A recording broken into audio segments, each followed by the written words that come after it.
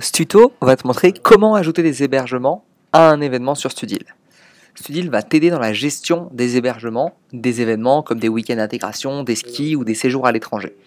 Pour cela, il suffit d'aller dans l'onglet Compléments et dans la catégorie Hébergement. Pour l'instant, je n'ai aucun hébergement ici, on va donc en créer un ensemble. Pour cela, cliquez sur Ajouter hébergement. Commençons par créer un lieu d'hébergement. Dans notre cas, ça va être le camping des Flots Bleus pour le week-end d'intégration. Hop, je le crée.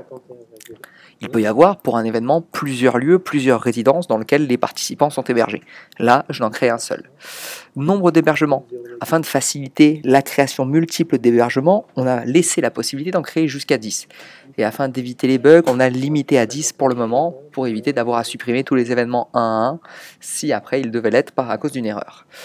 Dans ce cas-là, je vais en créer. Si j'en crée un seul, je peux donner un nom particulier. Donc si j'en crée un, je peux donner un nom particulier ici. En revanche, si j'en crée plusieurs, là on va en créer 6, je ne peux pas donner de nom, il faudra changer le nom après, ce sera un nom automatique qui sera attribué à l'hébergement. Capacité d'hébergement, on va mettre, ce sont des bungalows de 6 personnes.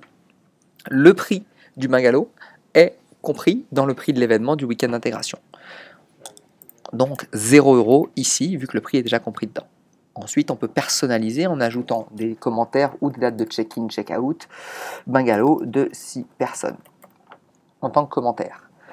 Et ensuite, on peut personnaliser, tout comme les transports, qui a accès à ce bungalow-là, à cet hébergement-là. En l'occurrence, je dis que tous les adhérents, tous ceux qui achètent un ticket adhérent ou un ticket d'adhérent, peuvent accéder à ce bungalow-là.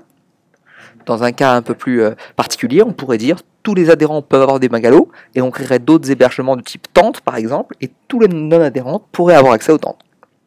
Ce serait tout à fait possible et imaginable ici en supprimant les non-adhérents par exemple. Mais ce n'est pas ce que je veux faire ici, donc je crée ça de cette façon-là. Donc ça va me créer 6 hébergements de 6 personnes qui coûteront 0 € lorsque l'étudiant choisira ça, lorsqu'il achètera un ticket adhérent ou un ticket non-adhérent. J'enregistre. Les noms vont donc être générés de manière automatique. Ici, pour pouvoir les différencier, il est très simple de pouvoir les modifier, les noms, pour pouvoir mettre par exemple bungalow 1, etc., etc. Vous faites ça pour les autres bungalows afin que ce soit plus compréhensible pour vos participants. Hop, etc. Voilà pour le reste.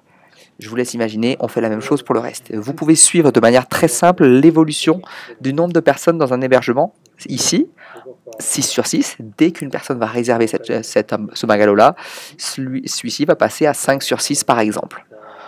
Si vous voulez ajouter manuellement des participants, c'est également très simple. Vous pouvez le faire depuis Gestion des occupants et ajouter ici des occupants manuellement parmi les participants. Je vais ajouter par exemple Simon Chechio en participant et hop, il est occupant de la chambre ici même. Donc si je retourne sur les hébergements, 5 sur 6, il est bel et bien dans ce bungalow-là, Simon Chechio, que je viens d'ajouter à l'instant.